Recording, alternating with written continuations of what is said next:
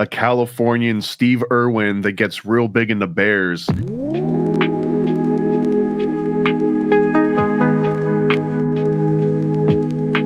the docks, yeah, under the docks.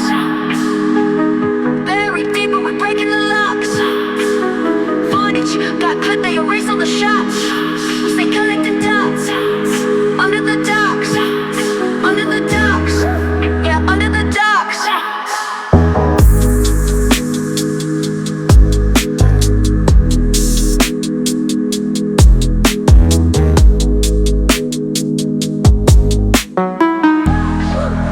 Under the docks.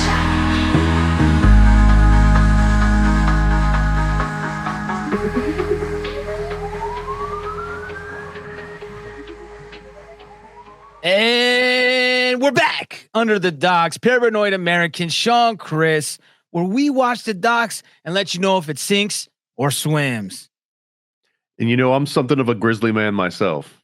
Today's film, Grizzly Man, 2005, film directed by Werner Herzog and narrated by Werner Herzog. This documentary follows Timothy Treadwell's adventures in the Alaskan wildlife, where he decided, hey, let's go live with bears. Humans suck. Bears are much easier to live with and maintain a life with. It follows his actual story because you got footage from all of this, like some credible footage for real. Wasn't there a meme going around this or last year about would you rather have a man or have a bear or something? It was not the meme, or am I? Yeah. Oh, you got it. Now? So this, yeah, I guess it's the meme, but it was a little bit late, right? Because this dude was doing this in the 90s, in like the early 2000s.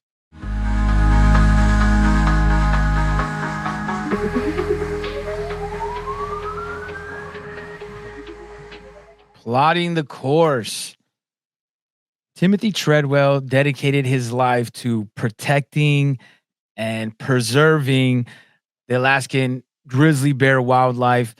And this is his story. So it's kind of broken down a little bit differently than most other films. I will say that Herzog is like, this is my first time ever watching any of his films. As before we were talking about, I've seen like The Simpsons make mockery of him. And like I never knew who that voice was because he has this slow, like methodical, like voice of like how he presents a story. It's really artistic. And I will say, like, I was pretty blown away, even just right away, of how he presented the story. The story unfolds pretty uniquely, but basically, Timothy Treadwell decides after a failed acting career, after addiction to all kinds of stuff, he says, hey, you know what? I'm going to start this foundation or be a part of this foundation where they're going to preserve the grizzlies in Alaska. And he actually lives with them for 13 summers. So he goes in, flies in over there and with food supplies and stays there for the whole summer. And it's his interaction with these animals and the nature out there. But then it goes deeper. There's one name that never comes up in Grizzly Man that like keeps coming up in my head, and that's Steve Irwin. Like, this guy is basically a Californian Steve Irwin that gets real big into bears, and even to the point where he's shooting kind of a children's show in his head as he goes out here and does this. And he does bring it back to schools, and I guess he meets with teachers and educational, districts, and shows them, hey, here's this free content about me living with bears, and it's all edited, and some of them pick up on it. And he starts considering that to be like education, but you also realize I don't think he gets paid for any of this. So he's doing all this stuff. And in fact, some of his closest friends are basically saying Timothy was the poorest person that I ever knew because the guy just lives in a tent for most of his life, even when he's not with the bears and everything. So it was interesting that this guy truly was fully removed from society. Like, he lived with bears. He preferred the company of bears to humans, even to the point where towards the end, actually, I'll save it. And he also believed that he could like rehabilitate and change the behavior of bears, right? He was like, oh yeah, they're just misunderstood. Like, you just gotta kind of check them. You know what I mean? Like, it's like when someone that thinks they're a dog person, they're like, yeah, you could just train any dog, or you could just. not understanding how animals actually work and the craziness of nature. So we're Herzog has a different perspective and philosophy on wildlife than Treadwell. And it kind of goes throughout this film of this challenge of Timothy's view and Herzog's view of like what nature is and how it unfolds. But Treadwell believed that he can change the attitude and what a bear would do by like just kind of like, I love you. Hey, we're okay, buddy. Like he'd kind of like dad him up, right? He'd be like, hey, don't you do that, but I still love you. You know what I mean? Hey, go back, go lay down. And he had this like delusion going on where, like you said, he lived in this alternate world. And one of the parts that I thought was interesting, it's not necessarily a claim, but I mean, it is a claim. He used a fake name, right? They interview his family and they're like, yeah, he changed his name, and then the dad's like, well, that is a family name. Like, you know, he kind of wanted to hold on to that, but he's talking about, hey, he was boozing it up, you know, partying a lot. They said drugs, but they said only weed. But I have a feeling where he was at, it was more than just weed and maybe some like cocaine, methamphetamine, kind of delusional kind of things that. I mean, you could get some of that from behind the counter at a truck stop at that point. Yeah, so. yeah, you know what I mean? Tomato a little bit. So I think this is more than just the story of him with the bears, but the de-evolution of Timothy's mindset, right? And his mental health, like the declining of like him living in this fantasy. So the parents talk about like he went out for the role for Cheers, Woody Harrelson's part, and he supposedly got the number 2, but you know, it really sent him in a tailspin. And then all of a sudden he meets somebody and they're like, hey, you know what we should do? We should go live with the bears. And he created this whole persona. Like you said, like, I like that. I didn't even think of the Steve Irwin part when you brought that up, but he thought of this persona that he was this wildlife expert that was like, oh yeah, man, you can just like walk up to these things, man. Like, dude, I wrestle with the bears, I pet them.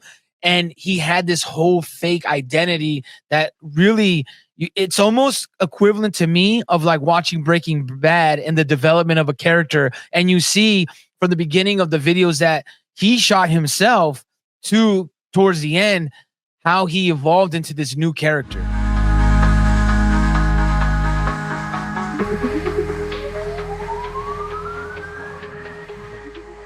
Hidden treasures and overboard moments. I don't know what you got. I got a couple good ones. There's a lot of hidden gems in this whole entire flick, but there's a couple that really stood out to me. I mean, this could just be the whole movie for me. This is honestly, I guess, well, spoiler alert, I think we got to let you know that he dies, right? Timothy dies at the end of this, or basically halfway through, and it's on tape. We don't see it. Herzog listens to it in front of, you know, one of his ex-girlfriends that's still alive, and she hasn't even listened to it. She hasn't seen it, but she's got the tape. Herzog listens to it and he's like, you should destroy this thing. You should destroy this tape. Don't listen to it yourself. Just get rid. So it's obviously horrific what happens to Timothy. And we do talk to the coroner, and the coroner has seen the tape. He analyzed Timothy's body. He saw claw marks tearing open the top of his skull. Like, it was incredibly violent. And not to mention that his girlfriend went with him at the time, Amy. This girl, Amy, that's only in, I think they say like 20 minutes worth of footage, or maybe it was like 2 hours worth of footage in this guy's hundreds or thousands of hours of, you know, B-roll and him talking to the camera and everything. So part of that too is that we don't really get a whole lot of insight about Amy or any of these other people that he kind of grew up with, but he dies at the end. So this becomes a very cautionary tale. Everyone that criticizes Timothy for doing something crazy and not respecting the barrier between man and nature, they're kind of proven right a little bit. And there's even some people that throw some pretty hard shade. And I guess these are like some of the hidden treasures. Although again, this is probably my favorite Werner Herzog documentary to date that I've seen. So like the entire movie, like I highly recommend just watching the whole movie as a freaking hidden treasure.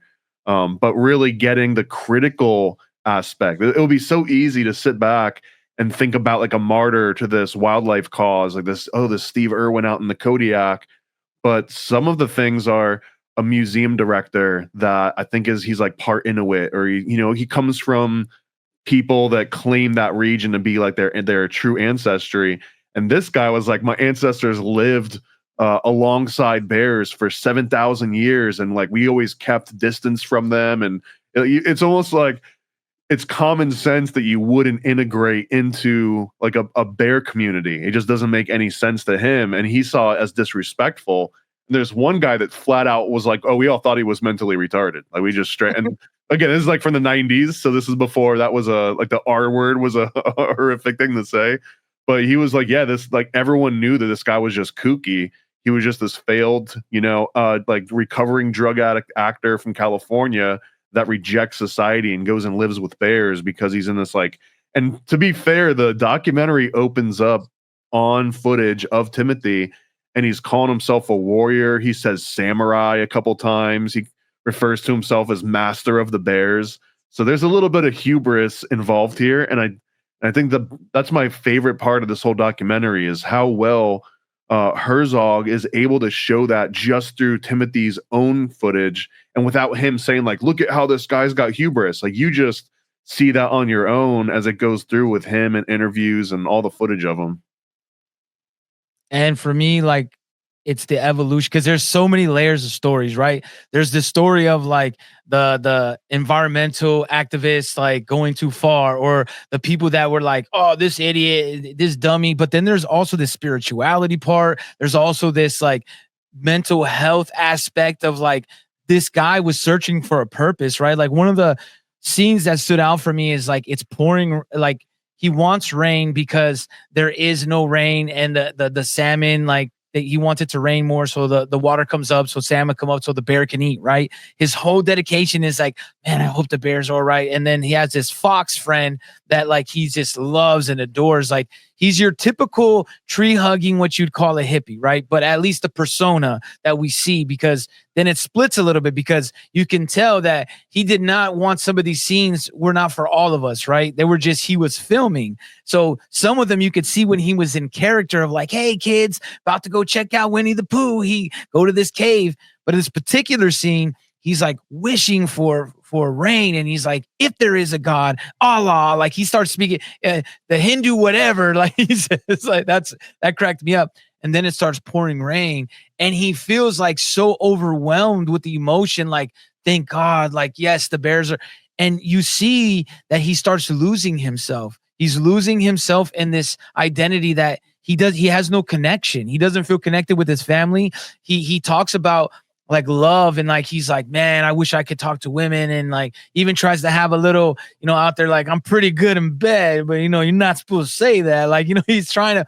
And you see that he had connections with women, but I think that he didn't have a full purpose. And when he found this purpose in life of being with the Grizzlies, he didn't know anything else. And it's a fantastic story. This is probably one of my favorite films now, top 10 of all time, of exploring the human mind and like how someone can feel broken, and he's coming from this addict mentality, so he had to latch on to something. You got to imagine he was an addict for a long time with drinking and doing drugs and maybe with women, right? He had multiple women that were in his life that at the end you're like, okay, well, he was obviously, they were more than friends. And they even mention in the film, hey, there was other women, but they said they were strictly platonic and they didn't want to be interviewed in this film.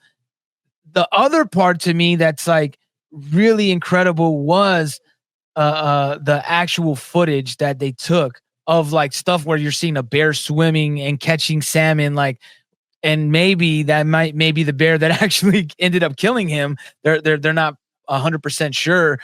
But like the close encounters, and then him just sitting there talking, like at one point, I've never seen this before. Two bears fighting and one just shit himself, right? He just literally shit himself. And you're like, whoa, this is incredible. This huge giant, he was bigger than the other bear and he got punked. And then Timothy felt so connected to these bears. He went so close to him while the guy's sitting there, and he's like, yeah, I know you're trying to get your girlfriend. I get it, bud. Like you started seeing this, breakdown of his mind of where he felt like these were his only friends, and it kind of gets you a little sad because you're like, wow, he just really doesn't feel connected with anybody in this world, and it's easier for him to connect with these giant creatures that he pretends are his friends. Like he's named all of them. He has names for them. He's even like, oh man, you underestimated Mr. Chocolate Mickey. You know what I'm saying? Your girl, I'm gonna take care of it. Not like that, buddy. And like that is just such a trip to me that you can actually capture those moments, not only the nature, but the human nature of like what the psychology of the isolation of being alone for so many days. That means that he was probably alone when he was back, because then he starts, as he gets more like, into 10, 12, 13 years, be right up to his death, he gets more and more aggressive, more and more delusional. People are on the island at one point, and he's like, they're throwing rocks at Hank, or I forgot the little cub's name. They were legit throwing rocks at a bear so that the bear would like look at them and they can get their photos. So it was kind of like, look at these assholes actually throwing rocks at bears. And then he goes into that scene of where he shows that they wrote me a note and there's a smiley face and he's like, they're after me. And then he started that paranoia. That was why, they literally leave a little thing that's like, see you next summer, and like a little smiley face. And he's sitting there like, these are threats. These are threats on my life. And it's actually even scarier that they would put a smiley face. This is psychological warfare. Like you could see that he had gone to such an extent of distrusting human species that something as simple as a smiley face, as like someone was like, hey, we know you're here. Here's a little smiley face to let you know. To me, I guess it'd be like friendly. Human has been here. We didn't want it to disturb you. Okay, we'll be on our way now. And he's like, this is a death threat. Yeah, he said they didn't say they're going to murder me, but basically that's what they meant. I can relate, paranoid Americans, so I understand the thinking at least. And I'll say my overboard moments were, one, it's a great scene, but like, and I get it, like Herzog is like really about the emotion and grabbing. That's what I've noticed watching all these films that we got into, especially starting with this one. You can see that but he does it I like the way he does it. But if I had to pick overboard moments, it would be listening to the tape over there. Like, oh my God. Like, because it's so dramatic where you see the side of his face. You don't really get to see him. And I know he's like really not wanting to be in it. And then to tail on that, like, cause they put it later, cause you don't know the coroner heard the tape. He kind of just tells you, he doesn't say, and he's like, I'm hearing it. Like the coroner was out there for me a little bit. He was a little quirky and he was just like, and I can hear. So I'm thinking when I'm watching the film at first that he's recreating these thoughts from The Remains, right? When you first interview the coroner, like he's like, I could hear Amy's voice. And I'm like, you know what I mean? So, yeah. So like that part, but these overboard moments are just me nitpicking. Like overall, I if I had to pick something, that would be it. And I still like those parts. Yeah, like I guess part of this movie, and this is part of the hidden treasure aspect maybe, is that it would be more accurate to call this a collab. This was a Timothy Treadwell, collabing with Werner Herzog, because a majority of the footage is shot by Timothy. It's of Timothy, or it's at least his footage of those bears fighting, of, like these cubs and him finding all this stuff. So a majority of it, and the reason why I think it works so well is because this guy was literally trying to shoot an entertaining TV show. There's some cases where Herzog shows Timothy's multiple takes where he'll just do a take.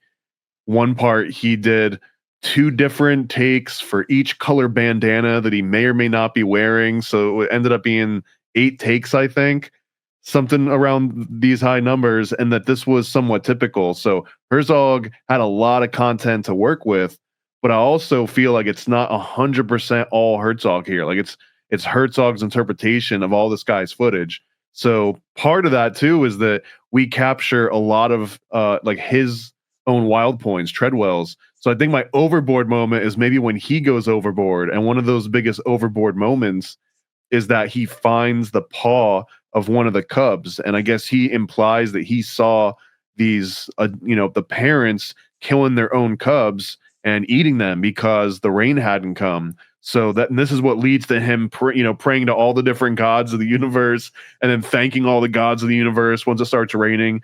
But he's saying that because it hadn't rained, then the salmon didn't come, the stream of salmon, and then the bears end up, starting to starve a little bit because they're supposed to be bulking up for hibernation.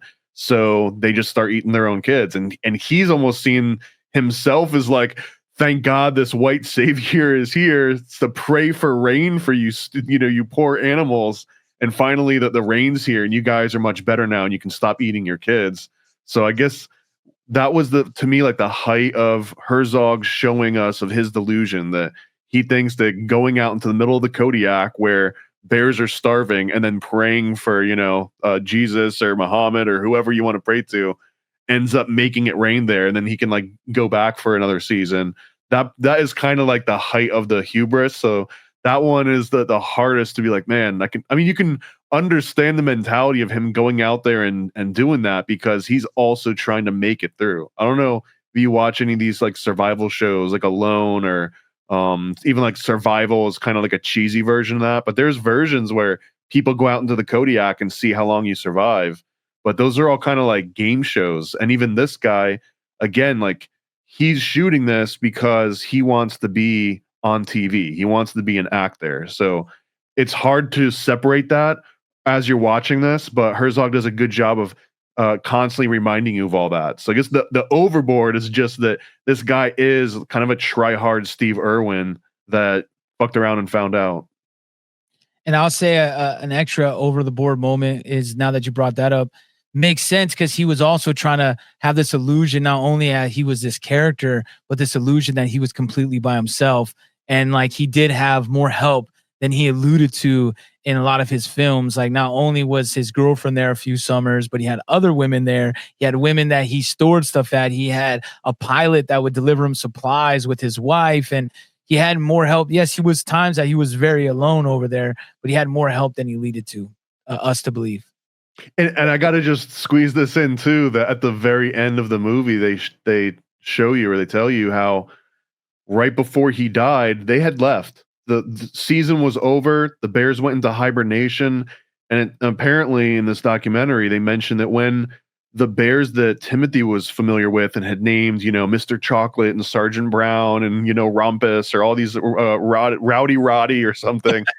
But after those bears go into hibernation for the winter, these interior bears come out and sort of like fill their spot until the new, those bears come back out of hibernation and the interior bears go back into the interior.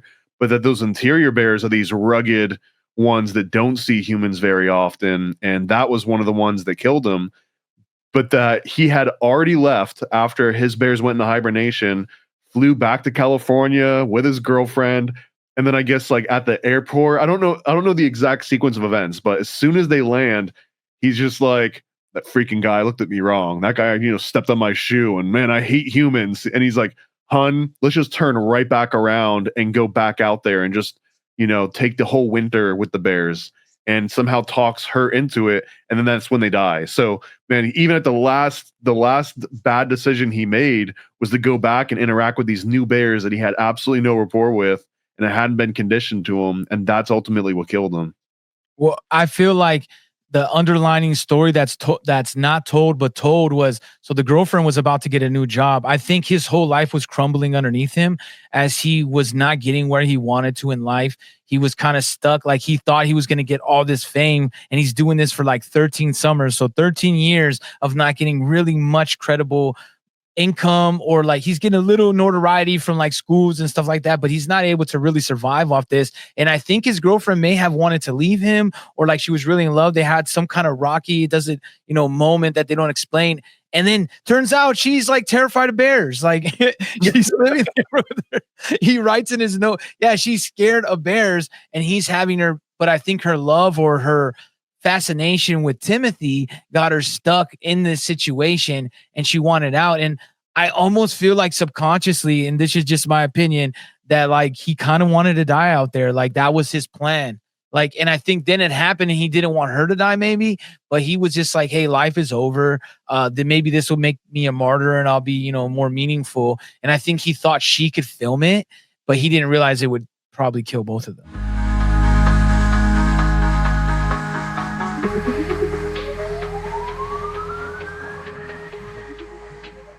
It's that time. Sink or swim. I mean, this one's got to be Swim for me. It's definitely the best Werner Herzog documentary. And I think it might, like you said, top 10. I think I would say that. It's probably in top 10 documentaries of all time. I don't know if I even compare documentaries and movies. I don't even know if those two categories work in my brain. They're kind of apples and oranges. But this one's got everything. It's got entertainment. It's got some really deep sort of like analysis at all, like deep down, aren't we all just Grizzly Man like 13 years into something that we're trying to make work? And for me, it's a Swim all the way. First time getting to see this, I really love this film because it just tapped into what, like, now I'm like, this is why I want to do this. Like, I didn't realize it until I watched this. I'm like, breaking down these documentaries and kind of putting the human touch and how humans act, because all of this really has to do with humans, right? No matter what documentary we're watching, it's like an insight to the human species. And this is one of the most incredible insights you can get, like a breakdown from a person that on all different levels, and then having, like, this middle ground of where he gives, compassion and wants the Timothy story, but also like, hey man, nature's not what you think it is. It's a little bit more violent. Yeah, Herzog does a good job, especially in this movie, but I do like it when the documentarian shows what they're thinking and their biases on camera, because a lot of the time, like, maybe that's why I don't like archival footage as much, is because there's no one sitting there and like, and here's what I think about all that, right? I need some of that sometimes. And Herzog does a great job at maybe once or twice he'll stop, he'll kind of like give his own little voiceover, and he'll mention where here's Timothy giving the utmost trust in nature and just like believing in the natural order, and that this is some kind of harmony, like a very hippie way of thinking. And then Herzog will come in and talk about how he believes in nature being brutally neutral, and that nature has no morals and no ethics. And if I got to eat my own cub to survive, then so be it. And that this isn't registering with Timothy. And he kind of points out this is where him and Timothy sort of separate the most. This is where like their biggest disagreement kind of lies, in this one little aspect. And I like how he'll just do it like laser focused. He'll say it once, maybe twice in the entire documentary, and let the rest of it speak for itself.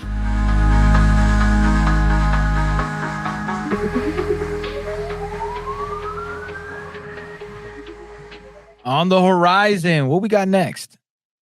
We're doing more Werner Herzog. So you said you've never watched any of his documentaries before, so this is a good way to ramp up.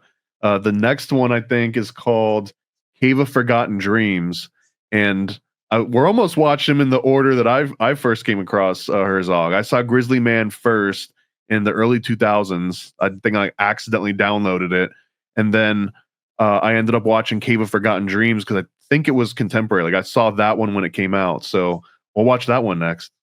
Go to paranoidamerican.com, killthemockingbirds.com, support, share the show. This is Under the Docks. Peace. Under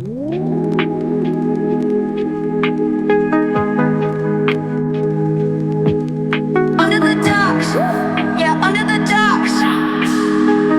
Buried deep, but we're breaking the locks. Footage got clipped, they erased all the shots. They connected dots. Under the docks, under the docks, yeah, under the docks.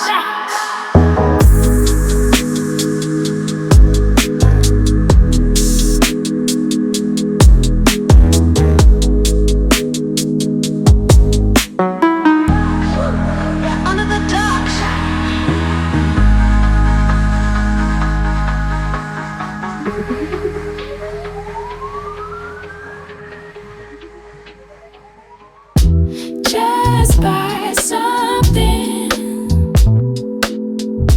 Just buy something From Paranoid American. Just buy something. Just buy something From Paranoid American. Get some merch, buy some art. Click that link, add to cart. Say it back, need that print. Nod your head, give consent. Buy a comic, 3 or 4. Think this thought, I want more. Buy a sticker from the store. Think this thought, I want more. Just buy